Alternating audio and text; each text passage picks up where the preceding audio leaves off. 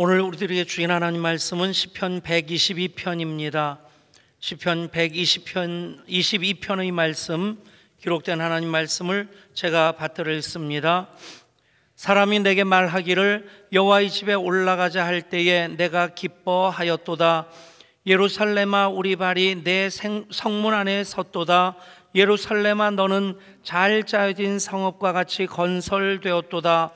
지파들 곧 여호와의 지파들이 여호와의 이름에 감사하려고 이스라엘의 전례대로 그리로 올라가는도다. 거기에 심판의 보좌를 두셨으니 곧 다윗의 집의 보좌로다. 예루살렘을 위하여 평안을 구하라.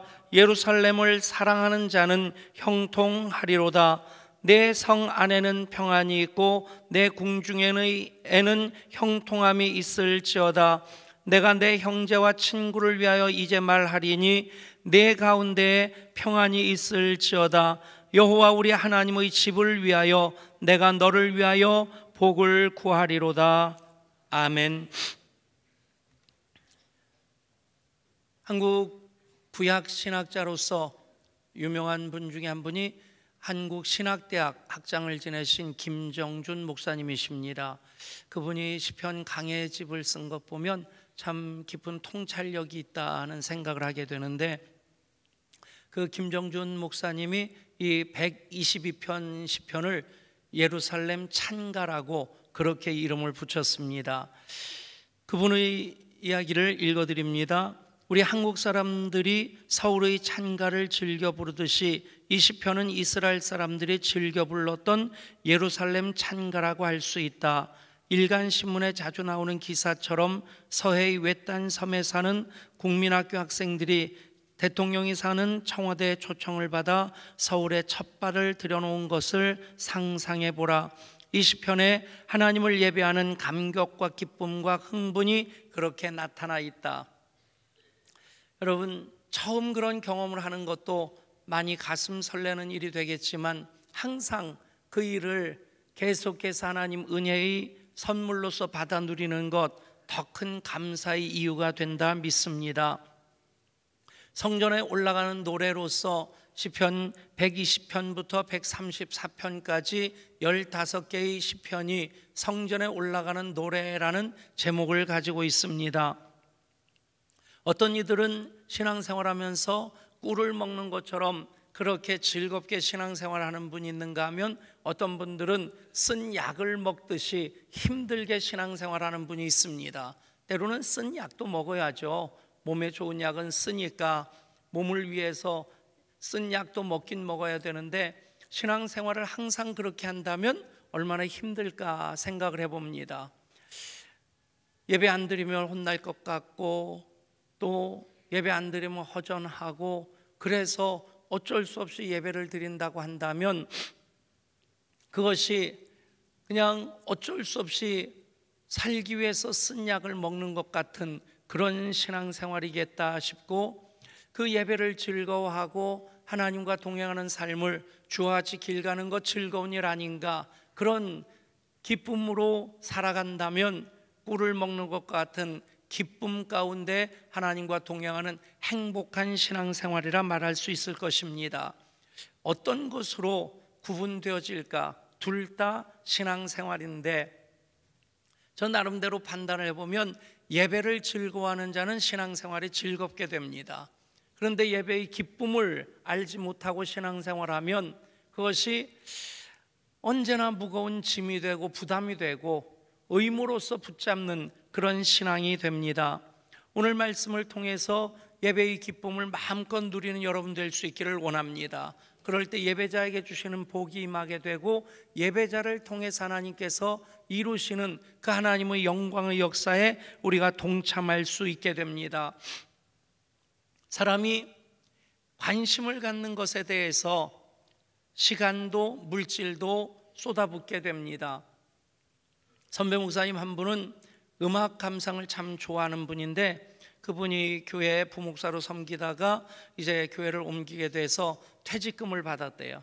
퇴직금을 받았는데 지금부터 한 20년도 더 된 때입니다. 20년.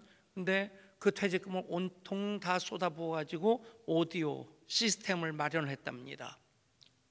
그러니까 그분은 음악 감상하는 것이 목사로서 예술의 전당이나 아니면 세종문화회관에 가서 그런 오페라라든가 오케스트라 그런 연주들 그런 공연을 자주 볼 수는 없으니까 그렇게 음반을 사다가 그거 듣는 것 본인이 너무 좋아하는 거래요.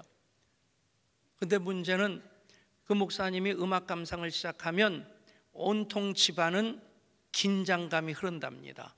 그 시간에는 사모님이 대리미질해서도 안 된대요. 대리미가 열이 올랐다 내렸다 할 때 바이메탈이 붙었다 떨어졌다 하면서 그 전기가 이쪽으로 흘렀다 이쪽으로 흘렀다. 근데 그 목사님이 얼마나 민감하냐면 그거까지 음의 변화를 느낀대요. 그래서 그 시간에는 그러면 냉장고는 어떻게 해야 되나요?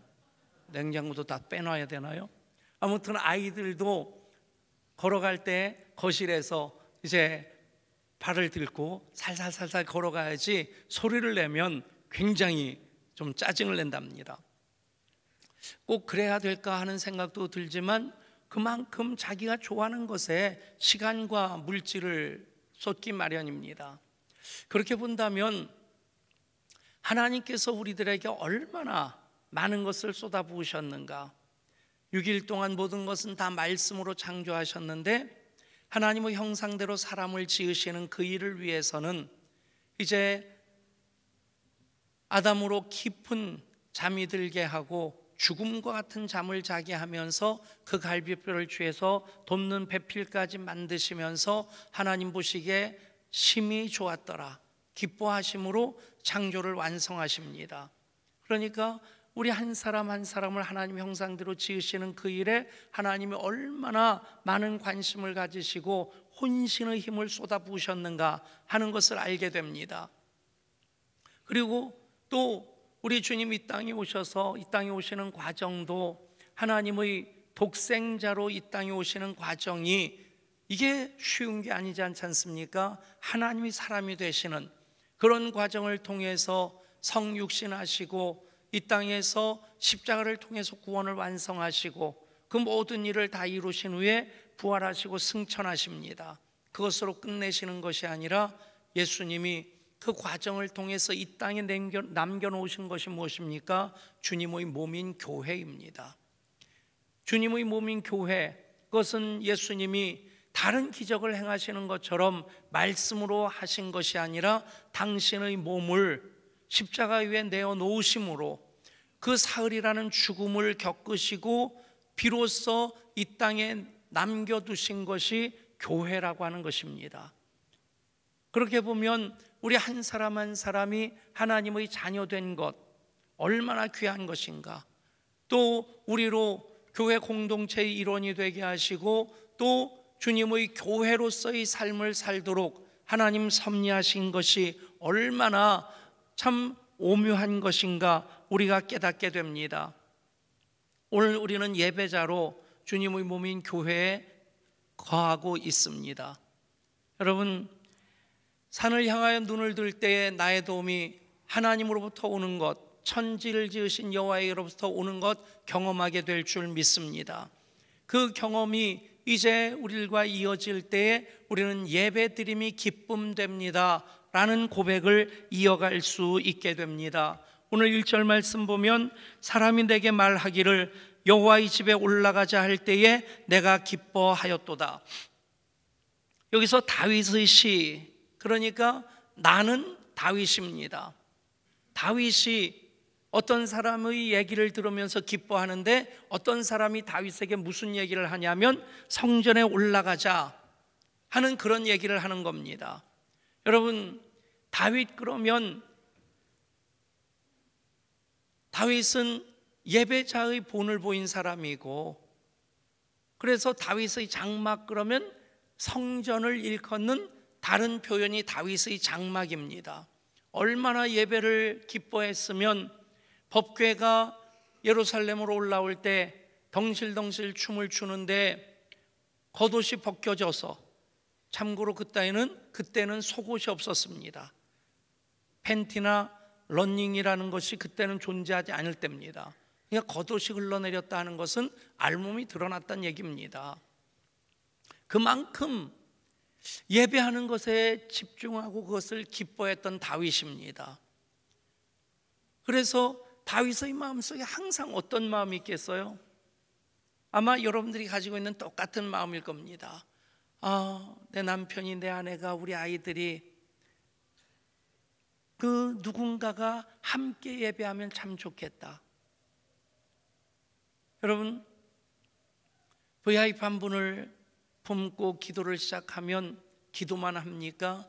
반찬을 만들어도 조금 더 만들어서 예쁜 그 그릇에 담아가지고 먹어보라고 가져다 주고, 또 손바닥만한 텃밭이지만 그냥 쭈그리고 앉아서 호미질 해가지고 거기다 상추도 심고 쑥갓도 심고, 그래서 그거 거두고 나면 그냥 가족끼리 나눠 먹어도 넉넉하지 않은 것인데 그냥 잎사귀 하나하나 손질해가지고 랩으로 잘 포장해가지고 가져다 주면서 이거 무궁해라고 그렇게 지극정성을 쏟다가 우리 교회 사랑나눔 음악회 있는데 한번 가볼래? 그러면 안색이 싹 바뀌지 않습니까?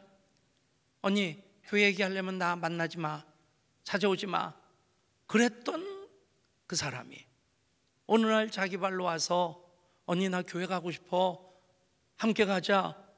그런 말을 들을 때 얼마나 뛸 듯이 기쁘겠습니까? 여러분, 바로 그런 얘기입니다. 사람이 내게 말하기를 여호와의 집에 올라가자 할 때에 내가 기뻐하였도다. 예배의 기쁨으로 예배 없이 나는 못 삽니다. 그 고백으로 사는 다윗인데, 왕의 체면도 예배보다 귀하지 않고요, 왕의 보좌도 예배보다 소중하지 않고요.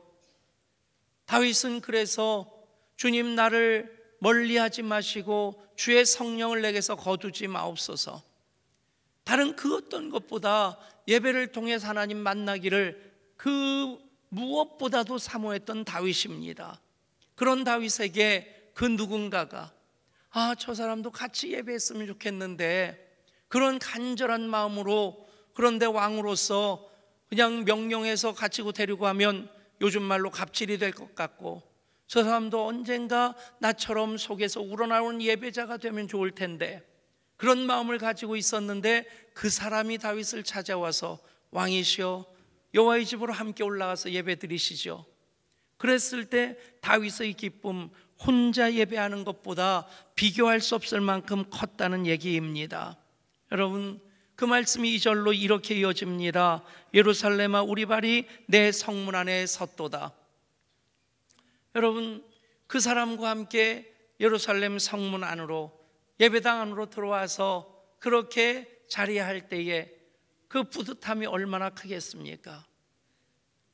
우리가 일상적으로 언제나 은혜 가운데 살기 때문에 때로는 일상적인 그 은혜의 삶에 대해서 소중히 여기지 못할 때가 있습니다.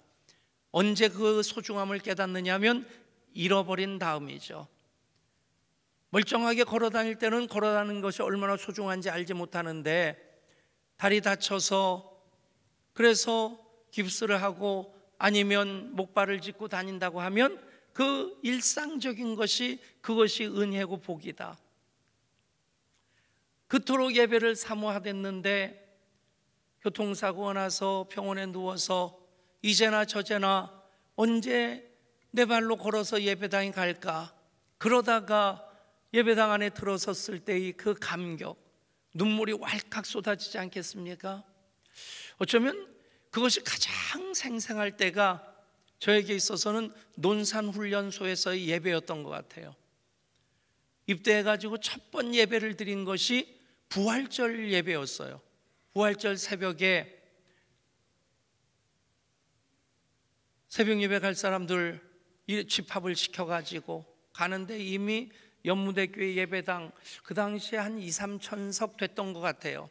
그 안에는 사람은 꽉 차 있고 우리 부대는 조금 늦어서 예배당 밖에 뜰에 이렇게 있어야 되는데, 그러면서도 예배 드릴 때 눈물이 쏟아지는데 주체할 수 없는 그것, 한편으로는 서러워서 흘리는 눈물일 수 있겠고 이유를 알 수 없는 눈물이죠. 그런데 그곳에서 예배할 수 있다는 그것, 그게 얼마나 소중하든지. 예루살렘아 우리 발이 내 성문 안에 섰도다. 사랑하는 여러분, 모두의 고백이 예배드림이 기쁨됩니다 일 수 있기를 축복합니다. 예배드림이 기쁨됩니다. 주께와 엎드려 경배드립니다. 주 계신 곳엔 기쁨 가득, 무엇과도 누구와도 바꿀 수 없네. 예배드림이 기쁨됩니다. 사랑하는 여러분, 예배드림이 기쁨됩니다. 그 고백으로 예배할 때 우리는 보좌 앞에 무릎을 꿇게 됩니다. 4절에서 이렇게 말씀합니다. 지파들 곧 여호와의 지파들이 여호와의 이름에 감사하려고 이스라엘의 전례대로 그리로 올라가는도다. 아멘. 이스라엘의 지파들, 1교구, 2교구, 3교구, 4교구, 청년교구, 또 교회학교 다음 세대마다 그렇게 여호와의 이름에 감사하려고 이스라엘의 전례대로 그리로 올라가는도다. 여러분, 예배자로 하나님 앞에 나올 때 예배드림이 기쁨되는 그 고백을 하는 이들마다 보좌 앞에 무릎을 꿇게 됩니다. 무릎을 꿇는다는 건 무엇입니까? 하나님 그 이름을 높여 찬양하고 그 이름 앞에 겸손하게 무릎을 꿇는 것을 뜻합니다.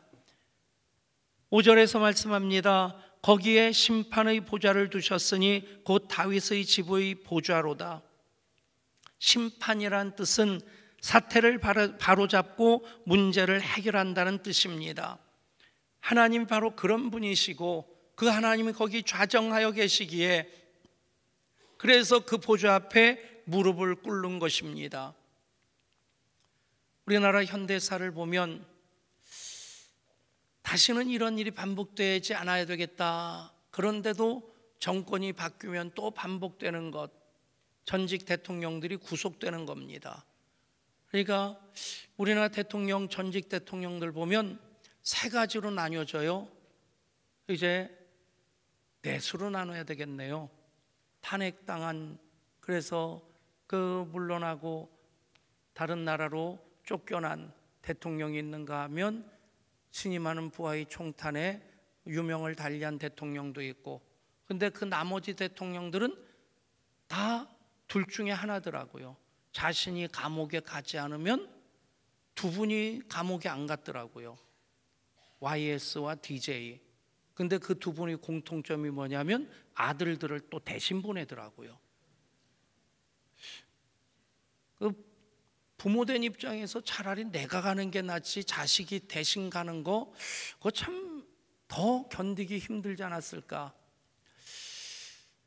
전직 대통령도 어떤 이유로든 법정에 서게 되면 이제 법관이 판결하는 대로 그렇게 형을 살게 됩니다. 그렇게 보면 우리나라 최고 권위가 대통령이 아닌 것 같아요. 사법부가 최고 권위인 것 같은 그런 생각도 드는데, 중요한 것은 하나님의 심판의 보좌를 말씀하는 이유가 무엇입니까?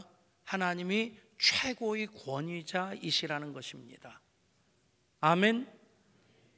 우리의 상사 여탈권을 가지고 계시는, 생사화복을 주장하시는 그 하나님, 여러분, 예배드림이 기쁨된다는 고백으로 주님 앞에 나올 때에, 그래서 보좌 앞에 무릎 꿇을 때에 계시는 하나님을 보게 됩니다. 그 하나님은 참 좋으신 하나님이시면서 동시에 심판의 하나님이십니다.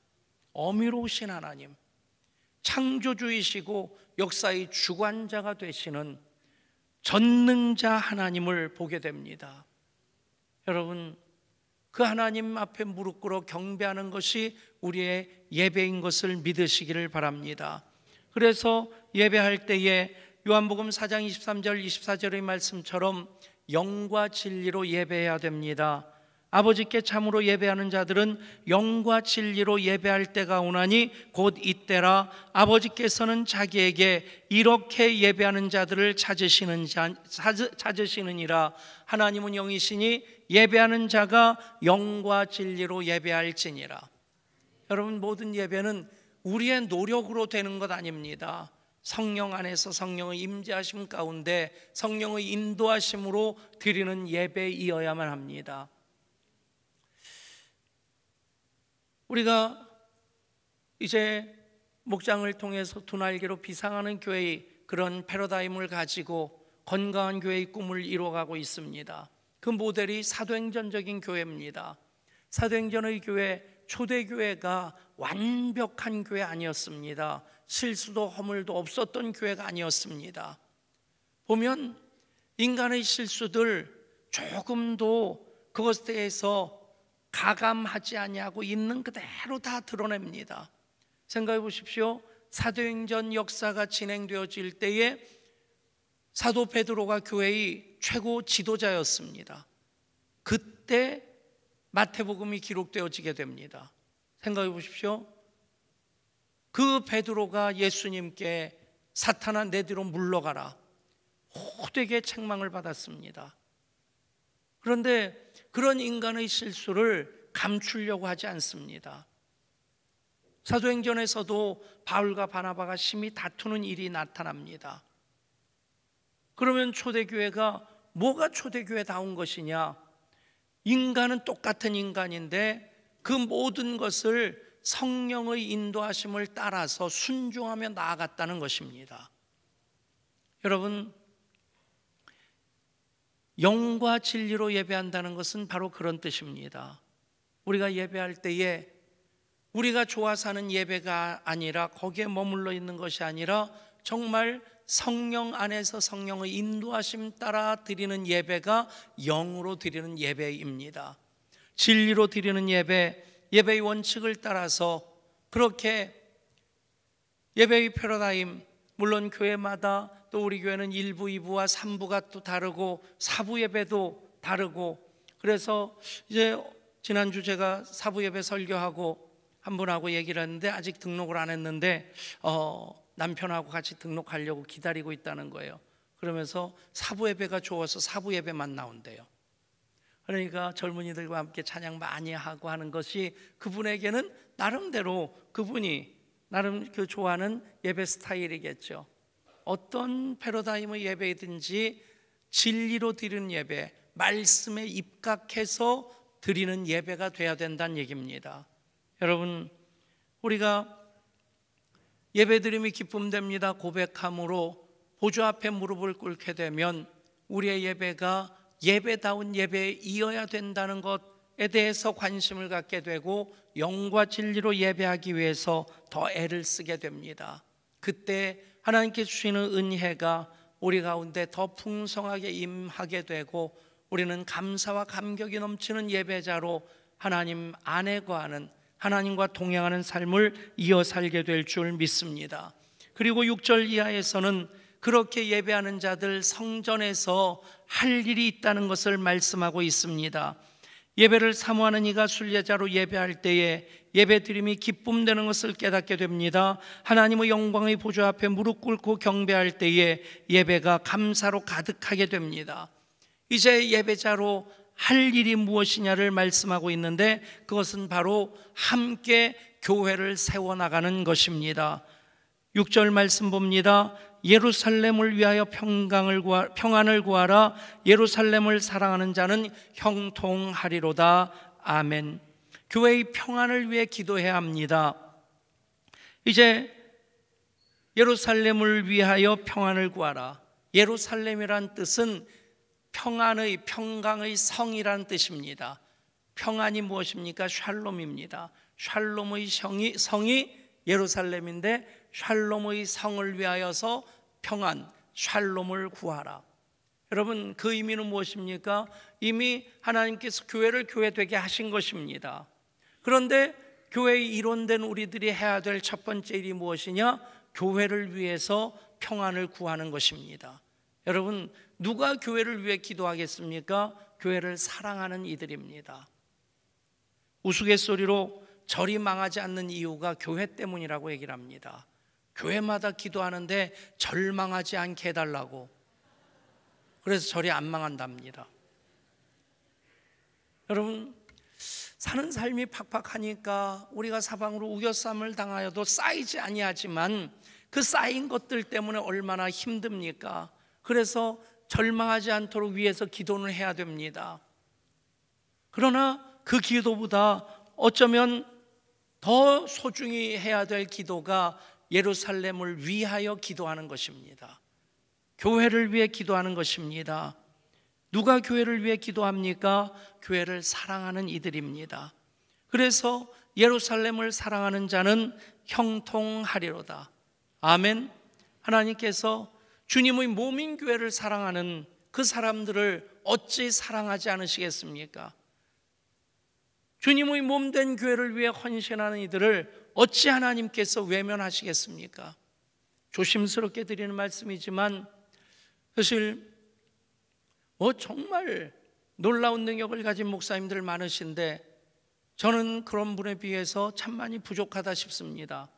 그런데 하나님께서 많이 봐주셔서 여기까지 왔다 하는 고백을 할 수 있게 되고, 봐주신 이유가 무엇일까? 키가 커서는 절대 아닐 것 같고, 잘생겨서도 아닌 것 같고, 공부를 많이 한 것 때문도 아닐 것 같고, 교회를 사랑함으로 그렇게 개척할 때부터 지금까지 주님 몸된 교회를 그렇게 최선을 다해 섬기고자 하는 그것을 하나님이 받아주신 것 아닌가. 여러분, 예루살렘을 사랑하는 자는 형통하리로다. 하나님의 약속입니다. 교회 생활하면서 불가근 불가원의 그런 태도로 교회 생활하는 분들이 계십니다. 우리 교회 처음 신앙생활 하시면서 집사도 되고 권사도 되고 그렇게 참 믿음으로 쭉 세워지는 분들 보면 참 목사로서 보람을 느껴요. 근데 그보다 훨씬 더 많은 분들이 양주로 이사 오셔서 요즘 밀락동에서도 포천에서도 오시는 분들 계신데, 그런데 더 많은 퍼센테이지가 신앙생활 하시다가 이쪽으로 이사 오셔서 예양교회를 선택하시는 분들이 많습니다. 그분들도 다 예양 가족들인데, 그런데 그분들 중에 어떤 분들은 불가근 불가원의 그런 자세로서 교회 생활하는 분들이 계시더라고요. 등록하지 않고 예배는 안 드릴 수 없으니까 그냥 예배는 드리고, 그냥 적당하게 거리 두고, 불가근 너무 가까이 하지도 않고, 불가원 너무 멀리도 하지 않고, 그렇게 그 정도만 자리를 유지하면서, 거리를 유지하면서 신앙생활하는 것, 과연 그것이 바람직할까 생각을 해봅니다. 그러다가 어려운 일 당해서 몇 주 못 뵙고 몇 주 못 뵀는데요, 그러면 가정에 어려운 일이 있었습니다. 얼굴이 헬쓱해가지고, 그럼 왜 말씀 안 하셨어요? 아이고, 등록도 안 했는데요. 여러분, 결코 지혜로운 태도는 아니라는 생각이 듭니다. 또 등록하신 분들 중에서도 전화를 드리면 그런 분이 계셔요. 저 예배만 드릴 겁니다. 딴 거 맡기지 마세요. 선전포고처럼 들려져요. 그런 분들은 나름대로 사연이야 있겠죠. 전에 교회에서 상처를 받고, 그래서 이제는 그냥 교회 조금 더 깊숙이 들어가면 힘든 것 아니까 나는 불가근 불가원으로 적당한 거리를 두고 그냥 예배만 드려야 되겠다. 여러분, 교회 가장 한가운데 있는 사람이 목사 아닙니까? 그러면 저는 언제나 상처받아야 되겠습니까? 여러분, 만약에 결혼 생활을 그렇게 한다면 그 결혼 생활이 행복할 수 있을까요? 남편과 아내 사이에 불가근 불가원으로 우리 남편과 아내로서 여기까지는 하고 요만큼은 멀어지지 말고, 그러고 보니까 우리 명대성 집사님이 적당히 거리두기, 적당한 거리두기 책을 썼는데 그거를 여기다 적용하지 마시고요. 인간관계에서는 적당한 거리를 두는 것도 나름대로 삶의 지혜일 수 있겠지만, 하나님과 적당한 거리를 두는 것은, 예배자로서 교회와 적당한 거리를 두는 것은, 그것은 지혜는 아닐 것입니다. 예루살렘을 사랑하는 자는 형통하리로다. 여러분, 교회를 위해 기도하십시오. 교회를 사랑함으로 섬기십시오. 그래서 교회를 함께 세워나가며 교회의 기둥이 되는 이들, 바로 그들을 하나님께서 예루살렘을 사랑하는 자는 형통하리로다 말씀하고 계십니다. 그리고 8절에서 말씀합니다.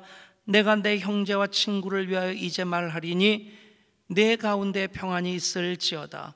내 형제와 친구를 위하여 이제 말하리니, 친구와 형제를 위해 중보기도 하고 그들을 축복함으로써 이제 예배자인 나를 통해서 은혜가 흘러가게 하는 것입니다. 여러분, 만남 중에 최고인 만남이 하나님과의 만남입니다. 좋은 음식점 한번 갔다 와도 거기 가면 참 맛있더라고 얘기하지 않습니까? 미장원 가서 머리 손질하고 오면 그 미장원 잘한다고 얘기하지 않습니까? 집사람이 미장원 갔다 와서 여보 머리 잘 됐지? 그럴 때 하고 속상해 왜 머리를 왜 이렇게 만들었어? 할 때 하고 저는 전혀 모르겠어요. 구분이 안 돼요. 근데 사는 방법은 제가 압니다. 머리 왜 이렇게 만들었어? 그럴 때는 당신 뭐 신경질 나겠다. 그럼 미장원 다시 가지 마. 왜 그러라고 미장원 해? 그러면서 편 들어주면 집안이 평안합니다. 그리고 뭐 머리 잘 나왔다고 하면 제가 볼 때는 구분이 안 되지만 그래 잘 나왔네. 내가 봐도 잘 나온 것 같아. 그러면 반찬이 하나가 더 나옵니다. 여러분, 하물며 우리가 하나님을 만났는데 은혜를 받았는데 그것이 내 속에만 있다면, 사랑하는 여러분, 예레미야처럼 내가 다시는 주의 이름으로 말하지 아니하리라 하면 내 속이 불붙는 것 같아서 견딜 수 없으리라. 아멘. 그런 마음이 여러분들 가운데 있기를 축복합니다. 그것이 다윗의 고백 그대로 내가 내 형제와 친구를 위하여 이제 말하리니, 하나님을 자랑하고 위에서 중보기도 하고 은혜가 흘러가게 한다는 것입니다. 엊그제 금요성령 집회 때 교사기도회 강사로 오신 분이 김인환 목사님이셔요. 그냥 이름은 알고 있었는데 참 대단한 분이시다. 그분이 20년 교회학교 사역을 하면서 전도사로 장년 교인 400명인 교회 가가지고 청소년부, 중고등부를 250명까지 부흥시켰대요. 그리고 지구촌 교회 7년 동안 교육 목사로 있으면서 200명 청소년을 1700명까지 부흥시켰답니다. 반응 잘하는 분들은 조상이 정승이나 판서 그런 분들이고, 이게 이럴 때 좀 기분 나빠하는 분들은 조상이 갑밭이나 내시 일 수도 있을 것 같습니다. 여러분, 200명 청소년을 1700명으로 우와 하신 분들을 축복합니다. 근데 이분이 방황하는 사춘기를 지낸 거예요. 친구 하나가 자기를 전도하려고 그렇게 애쓰는데 중학생이 되었는데 중3이 됐는데 교회 가면 여자친구 만날 수 있다고. 그래 너 여자친구 있냐? 그러니까 있다고 그러더래요. 그래서 설레는 마음과 가지고 가서 교회 갔는데 자기한테 인사하는 사람이 참 좀 이상하게 생겼더래요. 그 표현을 뭐라고 하던데 누구냐니까 자기 여자친구라고 하더래요.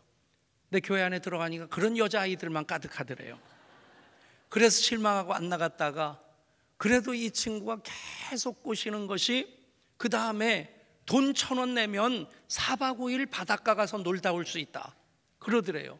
그게 뭐냐? 그러니까 바닷가로 수련회를 가는데 회비가 1,000원이니까 1,000원만 내면 4박 5일 동안 바닷가 가서 실컷 놀다 올 수 있다. 그 꼬임에 넘어가서 1,000원 내고 갔다가 제대로 걸려가지고 거기서 하나님을 만나고, 그리고 교회 생활을 시작했는데 자기 담임 선생님이 배구 선수 출신인 체육 교사랍니다. 키가 2m가 되는. 근데 이분은 그냥 아이들을 좋아한대요.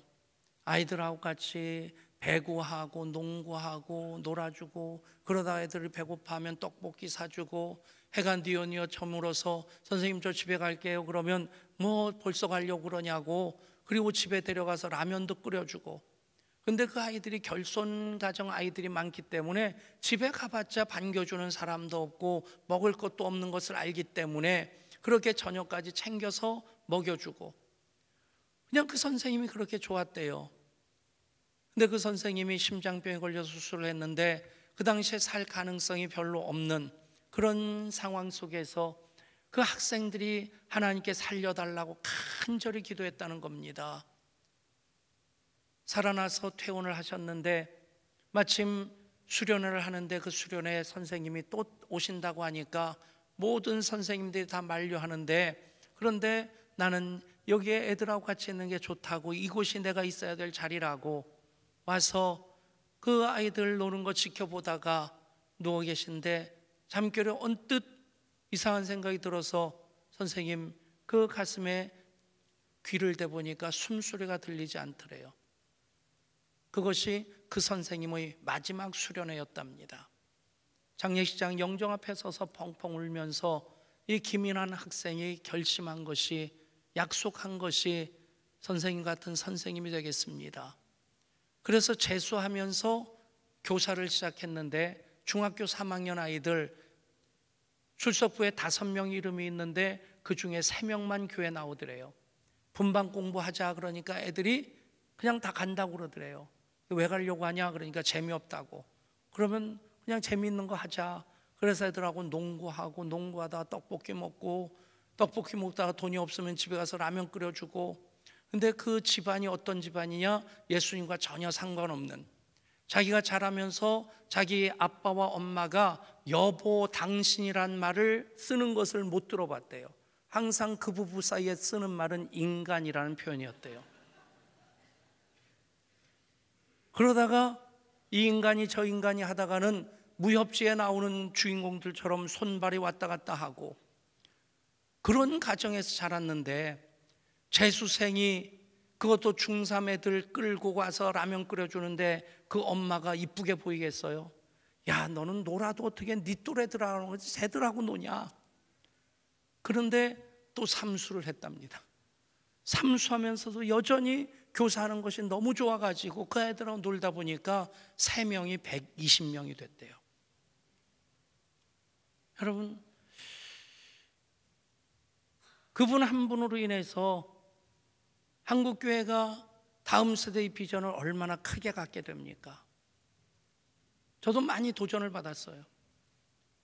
우리 다음 세대 교사들도 그렇게 도전받았으리라 믿습니다. 여러분, 그냥 아이들 좋아해서 받은 사랑으로 섬겨주기만 했던 그 한 분 선생님으로 인해서 은혜가 흘러가면 그런 역사가 이루어지게 되는 것입니다. 사랑하는 여러분, 그것이 성전에서 예배자인 우리들이 해야 할 일입니다. 중보기도 하고 교회를 섬기는 것으로부터 시작해서 이제 교회를 위해 기도하고 교회를 섬기는 것으로 시작해서 은혜가 흘러가도록 내가 내 친구와 내 형제를 위하여 이제 말하리니, 계속해서 이제 중보기도하는 축복의 통로가 되는 여러분 한 분 한 분이 될 수 있기를 주 예수 그리스도 이름으로 축원합니다. 하나님, 주께와 엎드려 경배드립니다. 예배드림이 기쁨됩니다 고백하는 이들마다 보좌 앞에 무릎 꿇어 아버지 하나님 만나는 그 은혜를 누리게 하여 주시고, 받은 은혜 이제 흘려보내면서 교회를 교회되게 하는 그 일에 예루살렘을 위하여 평안을 구하고 또 형제와 친구를 위하여 중보기도하며 은혜로 섬기는, 은혜를 흘려보내는 그런 삶을 살게 하여 주시옵소서. 우리 주 예수 그리스도 이름으로 간절히 기도드리옵나이다. 아멘.